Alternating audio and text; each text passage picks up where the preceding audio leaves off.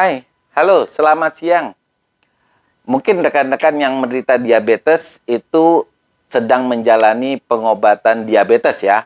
Ada dengan cara diet, ada yang mungkin berolahraga, ada juga yang menggunakan obat-obat daripada diabetes. Lalu di dalam hati kita mungkin bertanya, obat diabetes apa yang terbaik buat kita? Nah, kali ini dokter membicarakan adakah obat diabetes yang baik buat semua penderita diabetes. Nah, rekan-rekan, diabetes sendiri sebenarnya bukan penyakit kelebihan gula, tidak ya.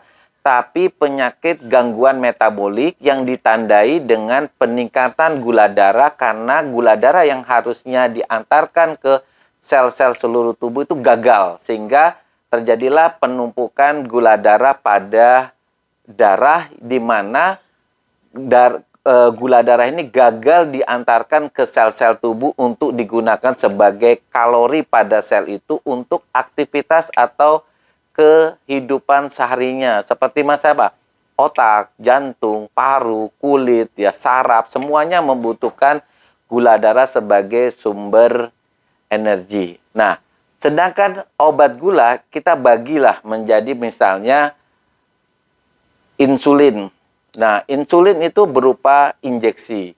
Nah, insulin ini sebagai obat gula sebenarnya dia adalah substitusi. Dia menggantikan insulin yang jumlahnya mulai menurun pada penderita diabetes. Jadi pada orang normal, artinya orang yang tidak diabetes, itu insulinnya cukup. Insulinnya itu dalam arti kayak otomatis gitu ya. Ketika seseorang sedang tidur, tubuh menghasilkan insulin dalam jumlah cukup untuk aktivitas tidurnya. Kemudian dia makan, aktivitas insulin itu jauh lebih banyak daripada dalam keadaan istirahat. Kemudian pasien dalam keadaan infeksi atau dalam keadaan stres, tentu tubuh juga secara otomatis memproduksi insulin yang jauh lebih banyak. Tapi pada pasien diabetes, hal itu tidak terjadi di mana produksi insulinnya sudah mengalami penurunan. Karena apa? Karena sel beta pankreasnya mulai rusak. Disinilah peranan obat untuk menggantinya. Jadi ada obat yang kita golongkan ke dalam obat-obat sulfonylurea. Seperti mungkin rekan-rekan kenal yang namanya glimepiride, glibenclamide. Di sini peranan obat adalah merangsang kerja pankreas kita agar pankreas kita memproduksi lebih banyak insulin untuk mencukupi kebutuhan insulin. Agar apa? Insulin inilah yang memasuk gula darah ke dalam sel sebagai sumber energi. Tapi ada juga orang yang sakit gula itu karena insulinnya tidak sensitif atau tidak bisa bekerja secara maksimal sehingga kita perlu memberikan obat yang menambah daya kerja insulin kita. Salah satunya adalah metformin. Kemudian ternyata apa yang kita lakukan itu tidak cukup. Misalnya kita sudah memberikan obat glimepiride, kemudian metformin sudah dosisnya udah maksimal, itu tidak bisa mengendalikan gula darah, maka kita perlu memberikan atau mengganti daripada obat glimepiride ini atau glibenclamide atau yang sejenisnya dengan insulin.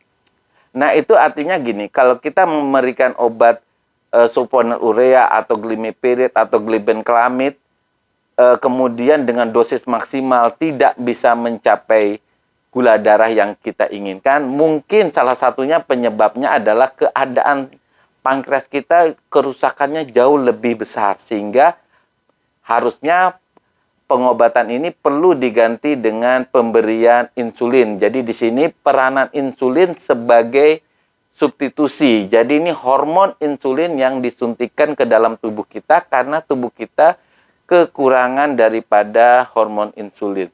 Ketika insulin dalam jumlah cukup, maka peranan insulin inilah yang mengantarkan makanan yang kita makan itu ke dalam sel, mengantarkan gula darah ke dalam sel sehingga sel kita bisa survival, bisa hidup, sehingga kalau gula darah kita terkontrol dengan baik, harapannya maka komplikasi jangka panjang itu bisa dicegah. Misalnya apa sih komplikasi? Berupa stroke atau serangan jantung, koroner ya, kemudian kerusakan ginjal, kemudian kaki yang terasa nyeri, gatal pada kulit karena jamur yang tumbuh, kemudian mata kita mulai kabur.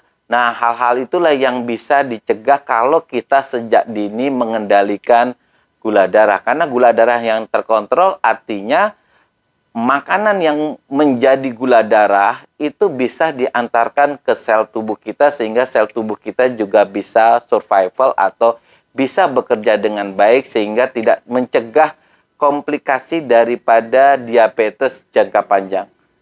Bye.